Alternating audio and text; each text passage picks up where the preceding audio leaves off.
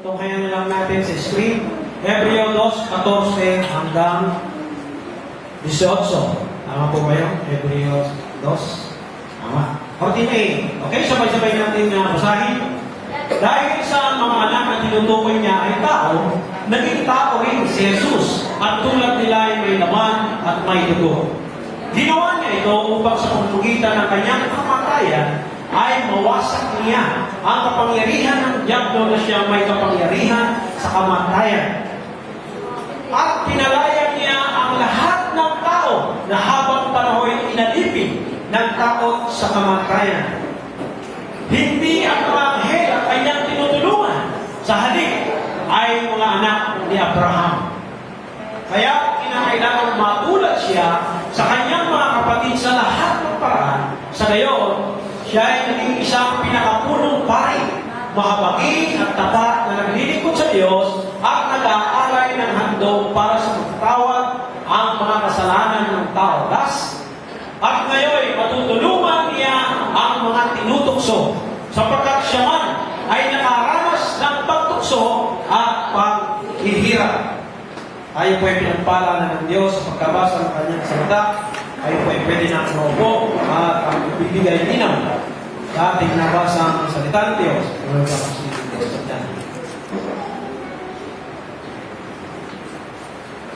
Ating pong nagpupulayan ay may pamagat, the death that brings victory. Parang baka sabihin niyo yung tawag ko doon, bakit ang pinag-uusapan natin ay kamatayan. Pero hindi tayo makakaiwas dito hindi pag-usapan dahil ito po ay bahagi ng katotohanan, kaganapan sa ating buhay. Most especially, siyempre, sa bahagi ng ating pananampalataya. Kamakailan ay yung aking kaibigan pastor ay nagsabi sa akin, sabi niya hindi mo na ako makakapagturo sandali sa Bible School kasi maglilibing ako. Dahil tatlong pastor ang kanyang mga kaibigan pumanaw kung nakararamdam. Mga bata ako yun. Diabetic, iba-iba siya. So, hindi ko isipin ng pastor sa kamatayan. Nakakala nyo sila, buti pang pastor, nahaba ang buhay. Hindi yun. Kaya sabi natin, bahagi ko yan ng ating buhay. Kaya yung pagtutuunan natin ng pansin ngayong umaga, para makita, kung tayo ay natatakot, hindi maaaring hindi tayo natatakot, kung nangangamba na tayo ay dagnan nito, tayo naman po ay meron pong kapanatagan o katiyakan mula sa salita ng Diyos. Kaya ito po ang ating pagpupulayan sa umaga nito. Ang ating pong tema, Jesus Christ became like us so that by dying, He might destroy the one holding our death. Ang translation po sa King James Version ay ito, that He might destroy. Hindi ibig sabihin po na possibility na kanyang baka hindi magawa. Ito ho ay isang indikasyon na kung ano man yung tila balakid, yung ano man yung parang nakikitang hadlang na hindi niya magagawa, na sabi kayo, napagtagumpayan yun. Yun po ang katotohanan. So that He might destroy the one holding the power of death. So ito po ay isang pag-asa o kapanatagan sa atin kasi ayon doon pa lamang sa ating nakikita sa ating tema ay kanya nang napagtagumpayan ang sino man. Ang tinutukoy po dyan ay ang si Satanas na may hawak daw o may control ng tinatawag nating kamatayan. Pero makikita ko natin sa ating pag-aaral kung paano mangyari ito sa buhay ng ating Panginoong Yesu Cristo. Tayo po'y manalangin. Dakilang Diyos, aming Ama, sa umaga po ito, sa aming po patuloy na pagharap sa mga katotohanan at realidad ng aming buhay dito sa mundo, ay hindi may kakaila ang katotohanan na darating sa amin ang kamatayan. Dumating na sa mga mahal natin sa buhay, kamag-anak man o mga kaibigan, kamanggagawa, kapatid. At nakita po namin ang kanilang buhay ay hanggang doon na lamang. Subalit sa umaga po ito, saan patuloy na pagtingin sa katotohanan ito, sa realidad na ito sa aming buhay, nais namin unawain ang kahalagahan ng iyong mga salita kung paano mo naman ipinangako ang isang pag-asa sa kabila ng malungkot na pangyayari ito. Salamat sa katotohanan sapagkat hindi ito pwedeng pabulaanan o pasinungalingan sapagkat ito ay kayo ang nagpahayag. Hindi po ito sabi-sabi, hindi po ito kathang-isip. Ito po ay isang katotohanan na kayo mismo ang nagpahayag. Kaya ngayong umaga, palakasin mo po ang aming mga loob. Ihanda ninyo kami sapagkat maging ang aming buhay dito sa mundo, ang sabi, maikli lamang. Nawa ay maging karapat-dapat at kalugod-lugod ang aming buhay na ito habang ito ay ipinapahintulot nyo pa. Ito po ay aming dalangin sa pangalan ng inyong anak na si Jesus. Amen.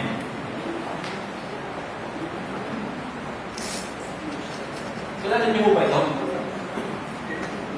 Sa akin mong pag-aaral ay meron mo palang mga bayani na hindi na po napasama sa, kumbaga hindi napasama, actually napasama ko sa history. Pero hindi mo natin kilala. Katulad po ni Gliceria Marelia Villa Vicencio. 1852 hanggang 1929. Siya po ay isang mayaman. Isipin nyo, siya po ay may nagmamayari ng barko noong panahon ng Kastila. At ang kanyang asawa, ang kanyang asawa na isang ilustrado ng kutawagin, may mga may alta sa syudad, sabihin, ay kabilang po sa tinatawag nating sumuporta sa revolutionary movement ng panahon yon na ang pangalan po ay si Eulalio Villa Vicencio. Yung natala kung taga saan sila.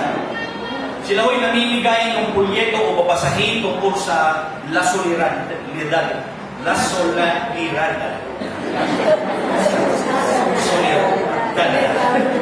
Yan ho yung pinasimulan na kung saan kung natatandaan natin sa kasaysayan ang ating pambansang bayani ay nakusuhan din ng mga Kastila na kanila hong inatangkang ibagsak ang kapangyarihan ng Espanya sa ating bansa.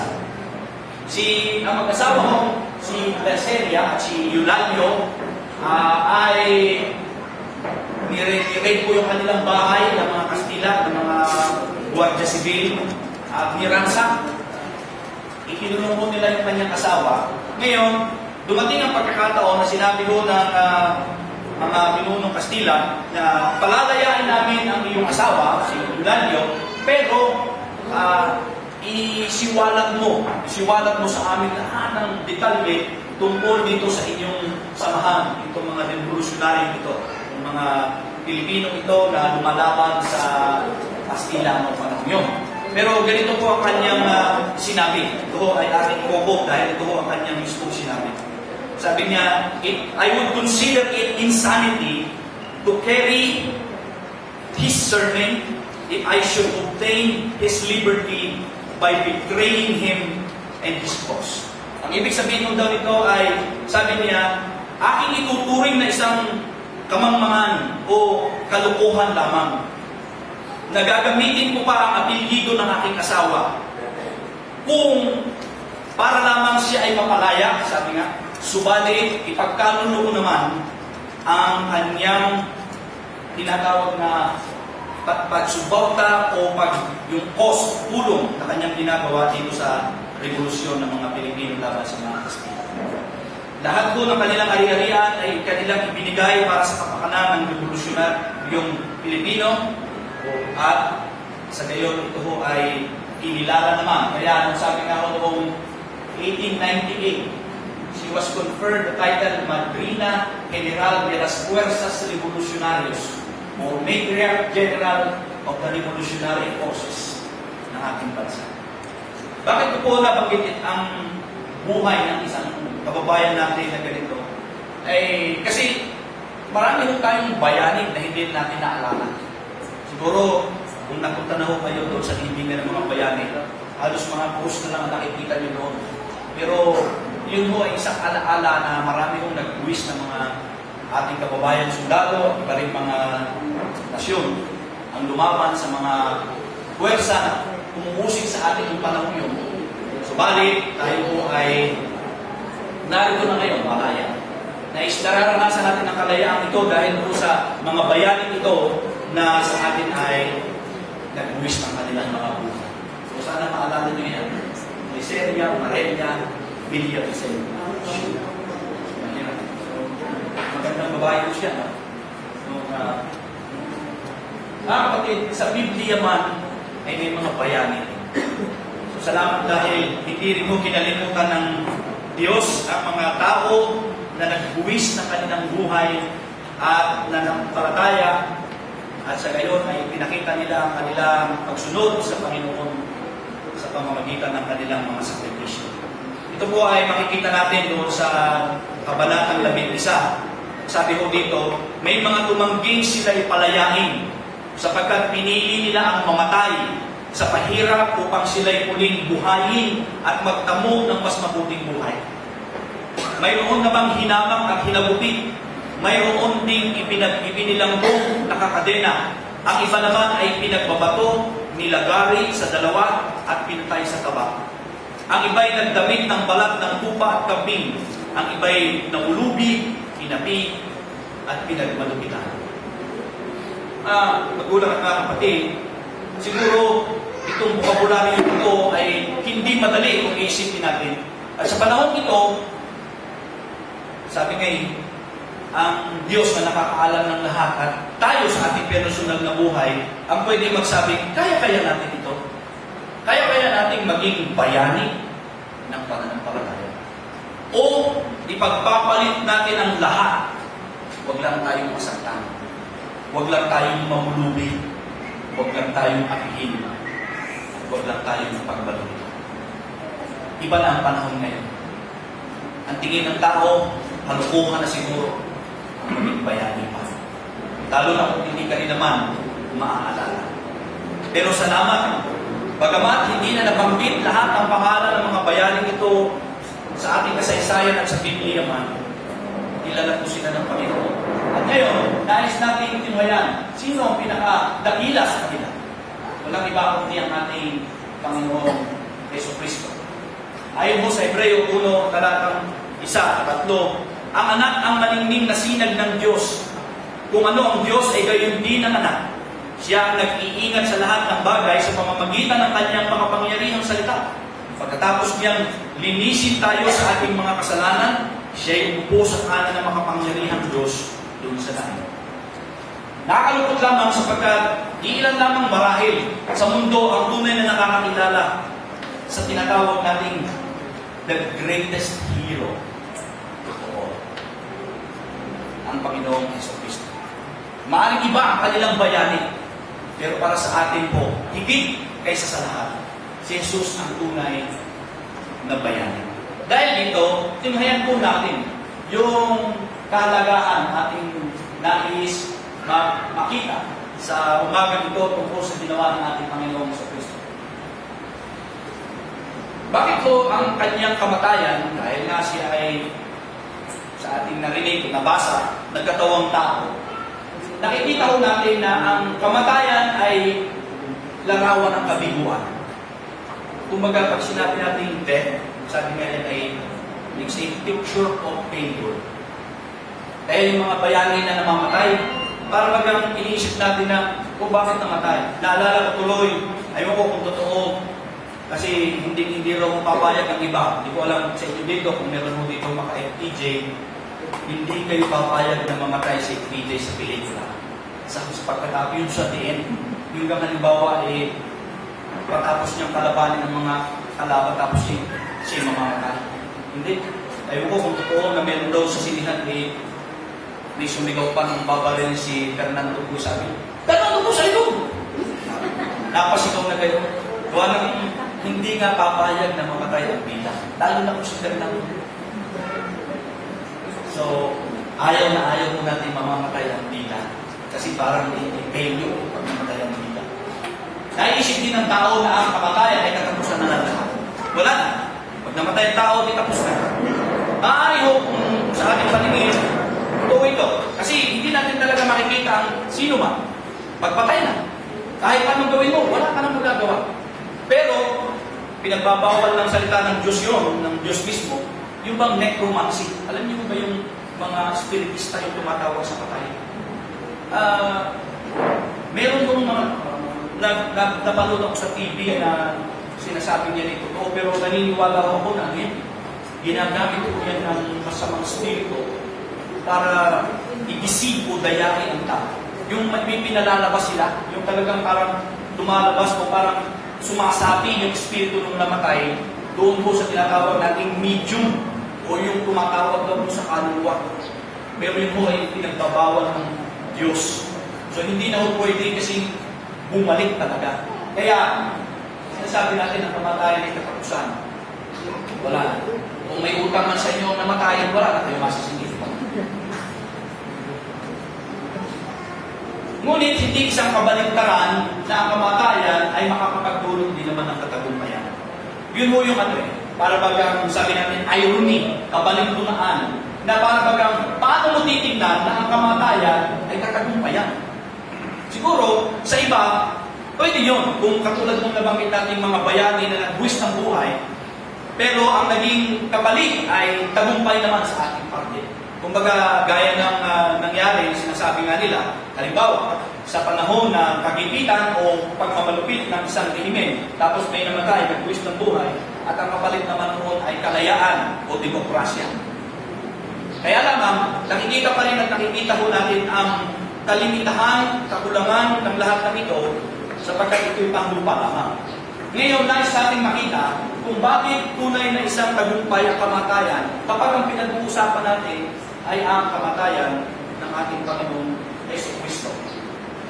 Una, siya ho ang ating substitute. Siya ho ang ating kahalili o kapalit.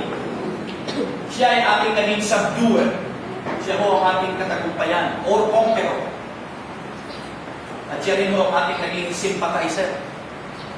O sa salita ho natin Tagalog, dahil ang ginagamit po natin ay simpatya. Hinahanap po sa dictionary Tagalog ay hindi simpatya yan dahil ang salita ko pa rin kakampi. Sympathizer. So ito ho ang nais natin tignan sa umagang ito. Una, si Jesus bilang ating substitute. Kahalili. Sa Roma 5:12, ay nakalagay po doon ang kamatayan ay pumasok sa sangkatauhan sa pamamagitan ng isang tao. Nakakalungkot po na sa history ng creation, ay nung pumasok po ang kamatayan, ay masasabi po natin yun ay isang malaking, parang bagang kadiliman na bumato sa kasaysayan ng nilikha. Kasi hindi po yung, kumbaga, dinisenyo ng Diyos para gawin talaga ayon sa kanyang panukan. Bagamat nangyari yun, alinsunod din sa kanyang plano na ipinahintulot. Pero, kumbaga, ang disenyo ng Diyos, ang tao, ay kanyang likhaing mabuti at walang bahagi ng kasalanan, subalit at upang ma-enjoy yung fellowship o isang intimate na relasyon sa Kanya. Kaya kung makikita ko natin, nakikipag-usap ang tao, ang Diyos tao, ng panahon. Kaya nung pumasok po ang kasalanan at nagbunga ng kamatayan, masasabi natin isang malaking kabiguan yun sa bahagi ng kasaysayan ng sanlilikha. At ang malungkot, sabi mo doon ang kamatayan ay pumasok sa sangkatauhan. Ibig sabihin, lahat ay naapektuhan nito. Bagamat ang tinutukoy doon ay spiritual, ngunit kasama rin doon ang katotohanan na pisikal. Lahat tayo mamamatay. Lahat tayo ay hahantong sa kamatayan. Hindi tayo makakaiwas sa katapusan kung tayo mamamatay na sa ating kasalanan.